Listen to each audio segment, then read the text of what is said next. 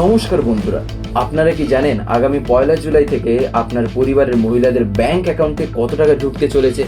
আর বাংলায় কি এবার সবার জন্য এক দেশ এক নিয়ম চালু হতে যাচ্ছে?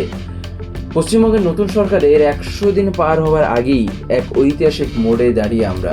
মুখ্যমন্ত্রী শুভেন্দু অধিকারী কি সত্যি সোনার বাংলা তৈরির পথে এক ধাপ এগিয়ে গেলেন, নাকি বিরোধী শিবির তৃণমূলের অভিযোগই ঠিক?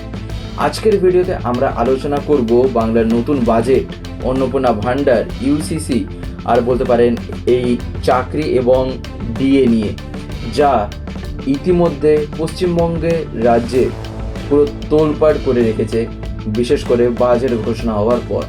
তো চলুন A to Z আজকে আমরা এসব সম্বন্ধে শুনি। স্কিপ করবেন না, কারণ আজকের তথ্যগুলো আপনার হয়তো খুবই এমন একটা জিনিস হয়তো জানান দিতে পারে যেগুলো হয়তো অজানা।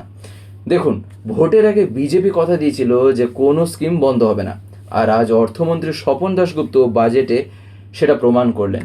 তিনি পরিষ্কার জানিয়েছেন, আমরা বিদ্যমান সমস্ত সামাজিক কল্যাণমূলক প্রকল্পগুলি চালিয়ে যাব। তবে টুইস্টটা এইখানে, লক্ষ্মীর ভাণ্ডার এখন থেকে পরিচিত হবে অন্নপূর্ণা ভাণ্ডার নামে। যেখানে সাধারণ মহিলারা মাসে 1,500 টাকা আর SC ST মহিলারা 1700 টাকা পাচ্ছিলেন, সেখানে এই নতুন স্কিমে মাসে 3,000 টাকা দেওয়ার জন্য 36,000 কোটি টাকা বরাদ্দ করা হয়েছে। ভাবুন একবার, সরাসরি ব্যাংক অ্যাকাউন্টে ডবল টাকা।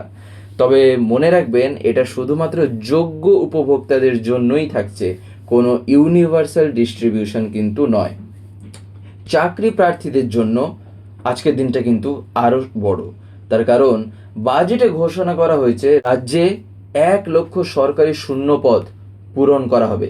শুধু তাই নয়, এর মধ্যে 33% পদ সংরক্ষিত থাকবে মহিলাদের জন্য। ভাবুন, বাংলার মহিলারা এবার প্রশাসনে আরও শক্তিশালী হবে। আর সরকারি কর্মচারীরা যারা বছরের পর বছর ডিএর জন্য আন্দোলন করেছেন, তাদের জন্য কিন্তু একটা গুড নিউজ।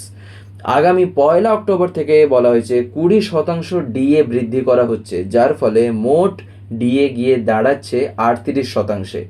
এটা কি বাংলার অর্থনীতির জন্য এক নতুন সকাল, নাকি ঋণের বোঝা আরও বাড়বে? এবার আসি সব থেকে সেন্সিটিভ একটা বিষয়ে। পশ্চিমবঙ্গ হতে চলেছে ভারতের 8ম বিজেপি শাসিত রাজ্য, যেখানে ইউনিফর্ম সিভিল কোড বা ইউসিসি চালু হওয়ার প্রক্রিয়া শুরু হয়েছে। মুখ্যমন্ত্রী শুভেন্দু অধিকারী স্পষ্ট ভাষায় জানিয়েছেন যে গুজরাট এবং আসামের ধাঁচেই বাংলায় ইউসিসি কার্যকর হবে। সোমবারই বিধানসভায় এর বিল পেশ হওয়ার সম্ভাবনা আছে। এদিকে তৃণমূল নেত্রী মমতা বন্দ্যোপাধ্যায় এটাকে অনৈতিক জয় এবং মানুষকে ভাগ করার চেষ্টা বলে অভিহিত করেছেন। কিন্তু তৃণমূলের অন্দরমহলেই তো এখন বিদ্রোহ। একদিকে মমতাপন্থী, অন্যদিকে ঋতব্রত বন্দ্যোপাধ্যায়ের নেতৃত্বে আসল তৃণমূল দাবি করা বিদ্রোহী গোষ্ঠী। আজ সকালেও খবর পাওয়া গেছে যে ফিরহাদ হাকিম এবং অরূপ বিশ্বাসের মতো বড় নেতারা বিদ্রোহী শিবিরে নাম লিখিয়েছেন। তাহলে ভাবুন অবস্থা, বাংলার প্রধান বিরোধী দলই এখন আড়াআড়ি বিভক্ত। একটা কথা বলে রাখি, এখানে যে কথাগুলি বলছি, যেমন আজ সকালে কিংবা আজ, এই ভিডিওটা কিন্তু রেকর্ডিং করা হয়েছে আজকে, অর্থাৎ ডেট হচ্ছে হলো 27 জুন 2026। তবে ভিডিওটি কবে আপলোড করা হচ্ছে আর আপনারা কবে দেখছেন সেটি কিন্তু আপনারা খেয়াল রাখবেন। তবে যেহেতু খবরগুলি এতটাই গুরুত্বপূর্ণ, তাই বলতে পারেন এইগুলি বলতে গিয়ে হয়তো বলার সময় আজকাল এদিক ওদিক একটু হয়তো হতে পারে, তাই আপনারা ডেটটাকে কিন্তু একটু লক্ষ্য রেখে নেবেন। যাই হোক, তাহলে মোদ্দা কথাটা কি দাঁড়ালো? বাংলার নতুন সরকার এখন ডবল ইঞ্জিন গতির উপর ভরসা করছে। কেন্দ্রের থেকে প্রায় 71,000 কোটি টাকা ফান্ড আসার অপেক্ষায় রয়েছে রাজ্য। মুখ্যমন্ত্রী শুভেন্দু অধিকারীর লক্ষ্য পরিষ্কার। তিনি বলেছেন, আমাদের সরকারের মিশন হলো রাজ্যের হারানো গৌরব ফিরিয়ে আনা এবং বিকশিত ভারতের অংশ হিসেবে বিকশিত বাংলা গড়ে তোলা। বন্ধুরা, আপনারা কি মনে করেন, এই নতুন বাজেট আর ইউসিসি কি বাংলার ভাগ্য সত্যিই ফেরাতে পারবে, নাকি তৃণমূলের এই ভাঙন বিরোধী রাজনীতিকে আরও দুর্বল করে দেবে?